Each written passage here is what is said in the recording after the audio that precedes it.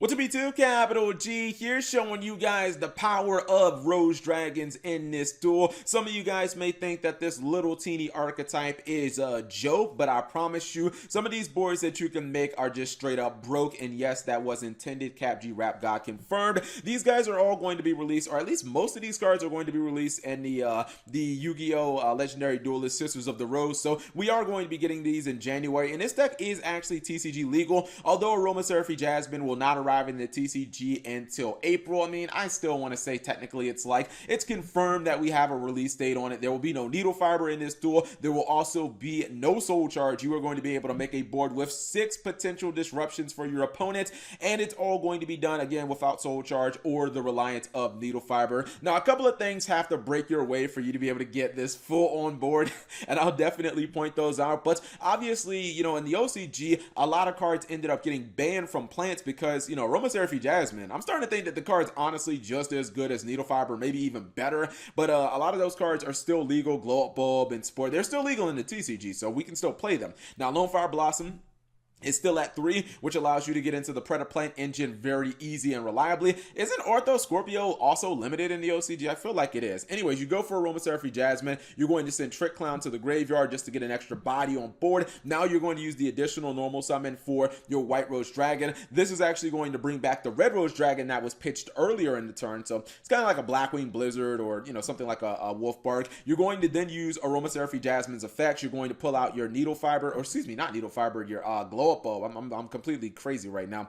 Then you're going to Synchro Summon into your Garden Rose Maiden, and what that's going to do is it's going to get you Black Garden, which is a potential disruption for your opponent. It just makes their turn a little more inconvenient because all of their monsters are going to be cut in half. Then you Synchro Summon for your Crystal Wing Synchro Dragon, and then your Red Rose Dragon is going to trigger, and it's going to pull a White Rose Dragon out of your deck. Now, this was kind of lucky, I'll admit. When you activate Glow Up Bulb, you don't generally expect to get Destrudo in your graveyard, but sometimes that's part of Yu-Gi-Oh! So Destrudo being in the graveyard now means you basically get a free copy of Don Dragster, which was kind of nice. So you have your second big piece of disruption in monster form, Crystal Wing being the first, but continues on to go into Summon Sorceress using the plants. Now you can summon out the Red Rose Dragon, and you can go for the Cyberse Quantum Dragon. This is another card that is a potential disruption for your opponent, because this does happen to have the Neo-Spacian Grand Mole bounce, and because that dragon went to the graveyard, you can activate the effect, and it sends a plant monster from your deck to your graveyard as long as it's level 4 or lower. And you're going to send the Carrot Man to the graveyard, and this is going to be well, I guess it's World Carrot Weight Champion.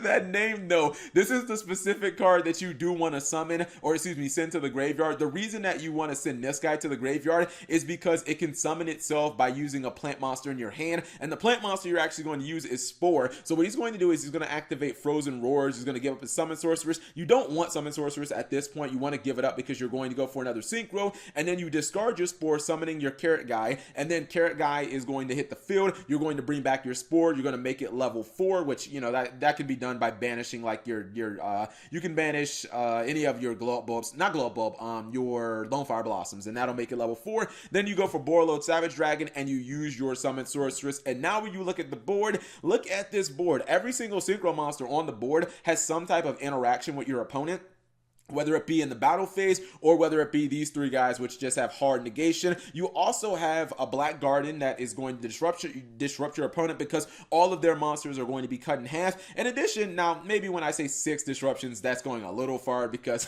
he just happened to have a hand trap in his hand. You're not guaranteed to have a hand trap. So let's just say 1, 2, 3, 4, 5. Now, we'll go with 5 potential disruptions. We won't even count the hand trap. And True Draco, I mean, maybe you set the Fossil Dyna and your opponent doesn't use Borreload Savage Dragon or Crystal Wing Synchro Dragon, but the problem is he can just bounce and then he can just honestly kill you.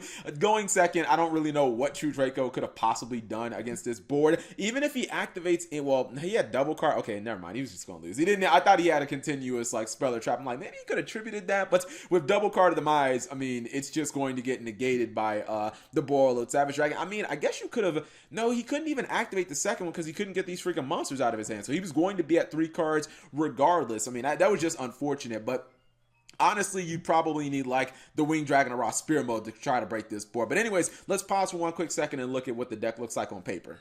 Okay, so this is what the deck looks like on paper. I did not anticipate that instant fusion was going to be so much of a factor in this deck because we didn't see it in the duel at all. There is a needle fiber in here, but it wasn't used, so let's just go ahead and take that out.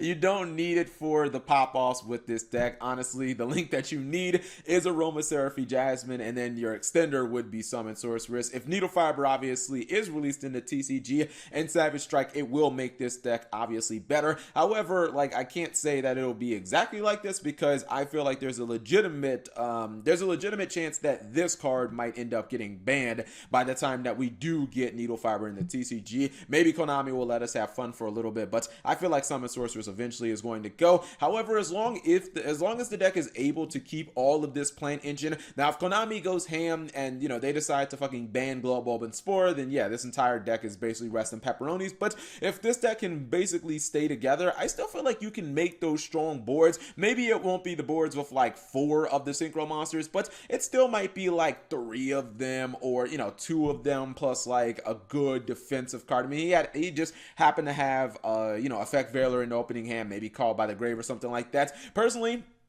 I would even consider bumping Called by the Grave to 3 because I think that is just so important for you to be able to get your plays off if you're going first with a plant deck like this, especially if you are playing Needle Fiber, because I feel like Needle Fiber is just that thing is a freaking magnet for a card like Ash Blossom and Joyous Spring, or Effect Veiler is like another one. But overall, pretty impressive what the player was able to do.